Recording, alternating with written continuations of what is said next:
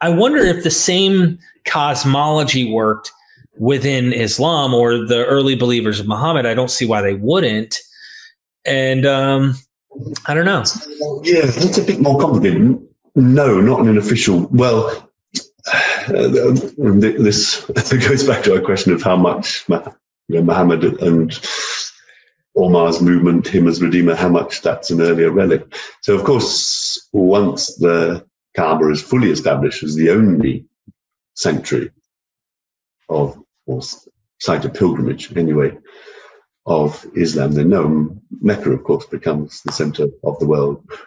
Although, from geographers' point of view, as you go later, 9th and 10th century, from any geographer's point of view, Baghdad is the center of the world.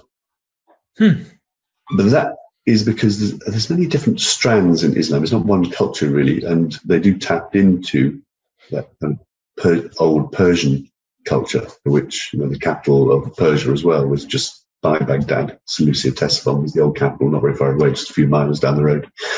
And for them, of course, that was their center of the world, and that does get inherited by a more kind of not secular strand, but it's the imperial strand, right? Cosmology. So there's not just one. It's not quite so clear cut. Partly, of course, because Jesus is in the Jerusalem area, whereas obviously Muhammad's not. So there's not quite such a connection.